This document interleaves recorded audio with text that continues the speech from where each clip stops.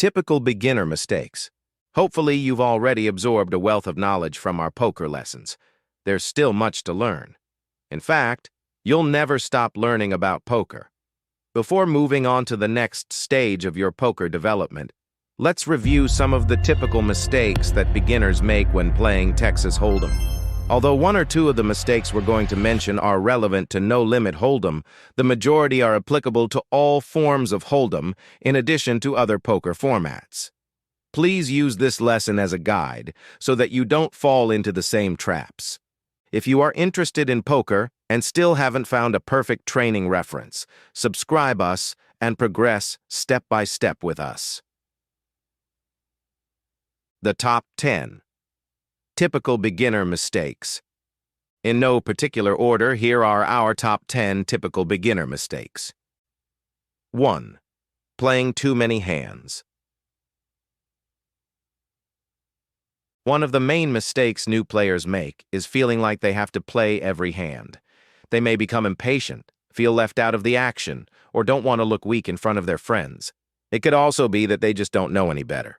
Any jack, queen, king, or ace looks good if you don't understand good starting hand selection.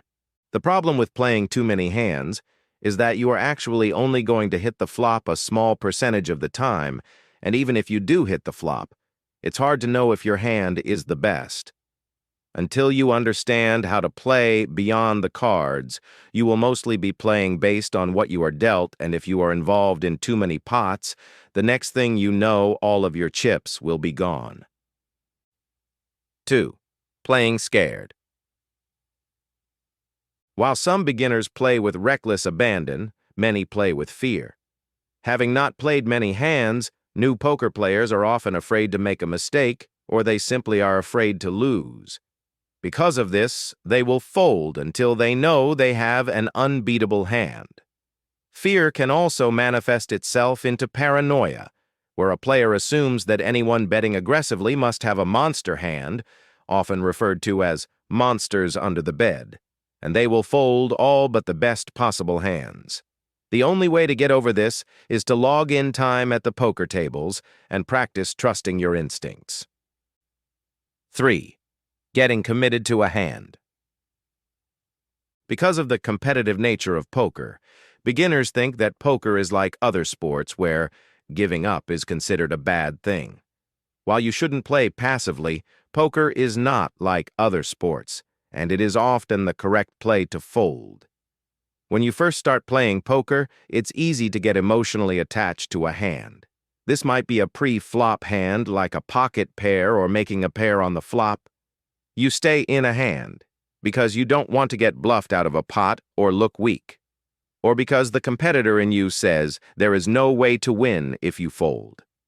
Unfortunately, by continuously calling bets, you never really know where you stand in the hand until it's too late. 4. Improper bet sizes. This one is primarily related to no-limit and pot-limit games. Understanding how to correctly size your bets in these games to manipulate the action comes with experience of playing poker. However, such common betting mistakes that beginners tend to make are easy to fix. New players often raise or bet at the extremes, meaning too little or too much. Some common examples of this are raising the minimum pre-flop in no-limit games when there are several players who have already entered the pot, or raising 5x666 the size of the blinds when you are first to enter a hand. Missizing of bets also occurs after the flop. Beginners will bet the minimum with big hands, 2-pair or a set, when there are lots of players in the hand, allowing them to draw cheaply to a better hand. Conversely, they may also overbet to protect their hand. In most cases, these are both incorrect. Ideally, in poker, you want to bet an amount that maximizes how much you can win and minimizes how much you can lose. 5. Chasing. Similar to number 3, a beginner will often stay in a hand, hoping other cards will appear that could improve their hand. This could include straight and flush draws, but also calling bets in order to pair an ace or a second card for 2-pair. Calling on a draw isn't necessarily a wrong, but the mistake that beginners often make is chase getting improper pot odds to do so. While you might hit the cards you need in one particular hand, if you are chasing without the right odds, you will lose money in the long run. 6. Overvaluing marginal hands. A very common mistake among beginners is playing hands that look good on the surface, but in reality hold little value or are easily dominated by other hands. In Hold'em, examples include suited cards or face cards with bad kickers, K3, Q5, etc. Additionally, this includes high hand combinations like QT, KJ, or A9. While these hands are not unplayable, knowing how to play them comes with experience. The challenge with these face cards is that there aren't many flops that you can be confident that you have the best hand. Even if you do make a pair, you can easily be outkicked or beaten by a higher pocket pair. 7. Letting emotions affect your play. Whether it is from a bad day at work or a bad beat at the table, emotions can affect how you make decisions. This can result in unprofitable poker actions like chasing losses, making desperate moves, or allowing your ego to take over. Beginners will often make rash, emotional decisions that can act like blinders, preventing them from taking in all the information they need to make a smart decision. Stuff happens.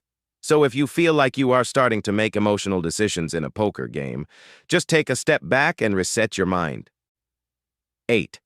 Playing out of position. There are many other factors that weigh into a poker decision beyond just the cards. Your position in relation to the order in which the action occurs is one of them.